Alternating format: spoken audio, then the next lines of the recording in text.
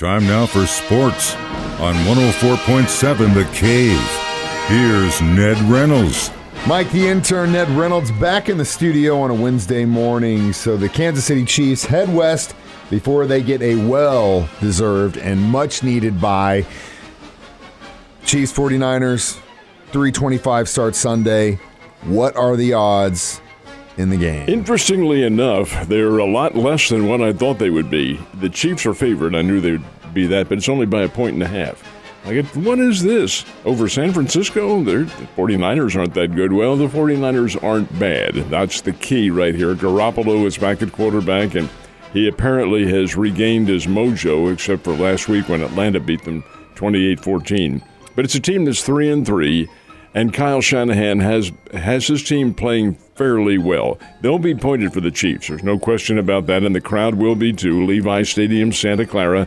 They don't play in San Francisco anymore. They play in Santa Clara, but they call themselves the San Francisco 49ers. But over and above all that, it's a 1.5-point favorite for the Kansas City Chiefs, and rightfully so. But I would play that game and put a few chocolate chips on Kansas City.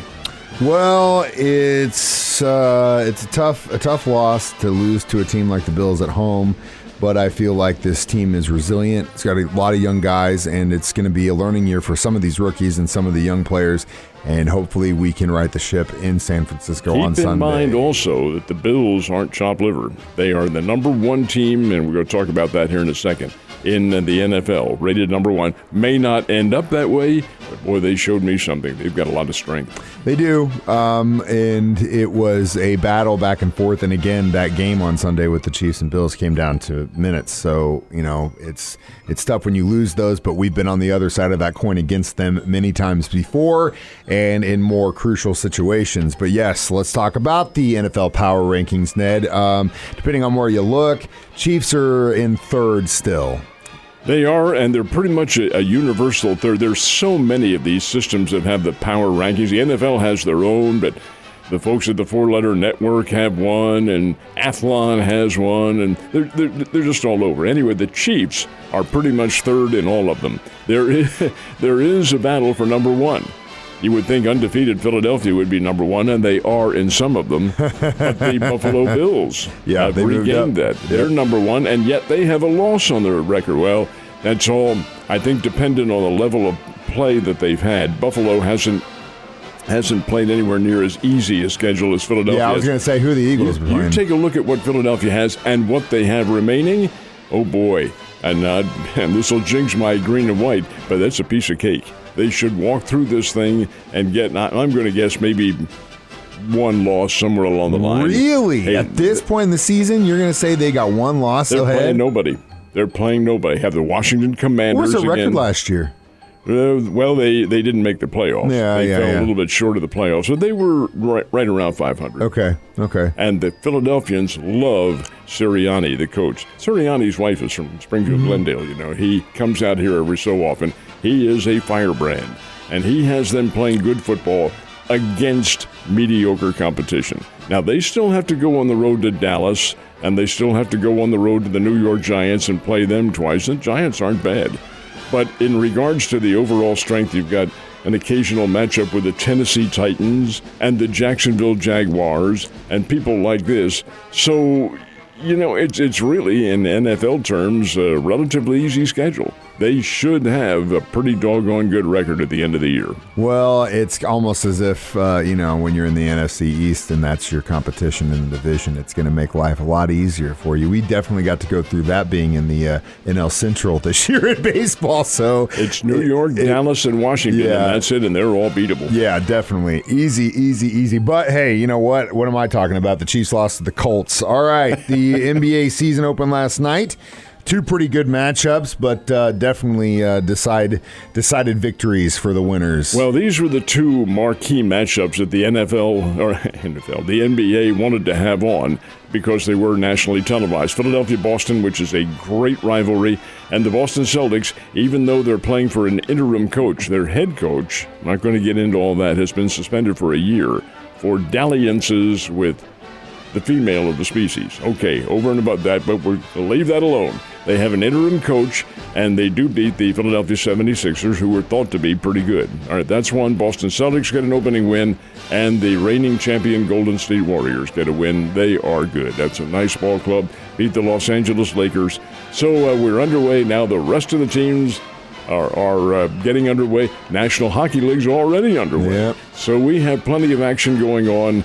And we have baseball, which we're going to talk about. Missouri Valley women's preseason basketball rankings are out. Man, I can't believe basketball is already back. Lady Bears, where are they at?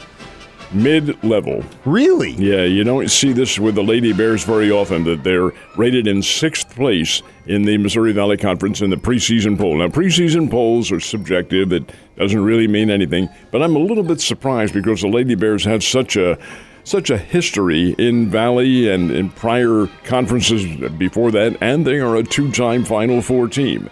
But evidently the change to coaches, Beth Cunningham is the new coach now, and evidently the people around the Missouri Valley, the other coaches and the SIDs and other officials don't seem to think that this team, which lost a lot of players from their previous ball club, is going to be all that competitive. So you ask, well, who's number one if the Lady Bears aren't? How about a newcomer, Belmont? Belmont out of Nashville, Tennessee, folks, was an NCAA tournament team last year, and their women's team is very, very good. They are rated number 1. Illinois State is 2nd, and the Lady Bears are picked for 6th. But that's the preseason poll. Let's put it on the court and start playing basketball and see what happens. Yeah, that's where you really find out where they're going to be ranked. Any other headline college football games I should be checking out on Saturday? There are, but it's not at the Alabama-Tennessee level. Yeah, it sucks. God, that game was probably the best game of the season. There will be one coming up next week. No, I'm wrong on that. 2 weeks, when Tennessee and Georgia That'll play be each a great other. game. Should be. Still some pretty good ones. Ole Miss. Ole Miss is really good, folks, and they're playing at LSU. Ole Miss is a big favorite, nationally ranked. LSU is not nationally ranked, but playing in Baton Rouge and Death Valley, boy, that can be awfully tough. Mississippi LSU is a great rivalry. Texas and Oklahoma State playing down in Stillwater, a big game. We mentioned Alabama. They are hosting Mississippi State in Tuscaloosa, and Mississippi State with Coach Leach, they're squirrelier than heck. They can go in there and raise all sorts of problems. I don't think that'll happen. Alabama's still an awfully good team. And then your guys have a really big game. Kansas State is playing TCU down at Amon Carter Stadium in Fort Worth. And folks, Texas Christian has a fine ball club, but so does Kansas State. That'll be a biggie. And of course, here locally, the Bears are back in action. They're not here. They're in Cedar Falls, Iowa. But after a week off, the Bears go on the road, take on Northern Iowa.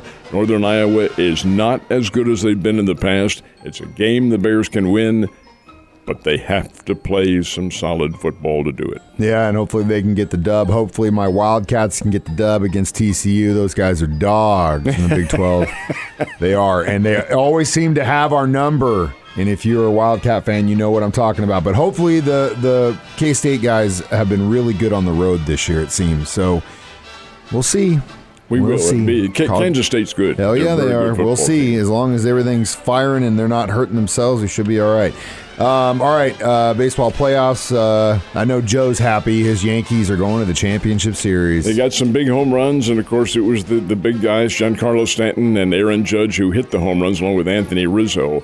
And the New York Yankees were winners over the Cleveland Guardians 5-1. That, of course, the Yankees don't get a day off. They have to be in Houston tonight to play the Astros in the beginning of the American League Championship Series.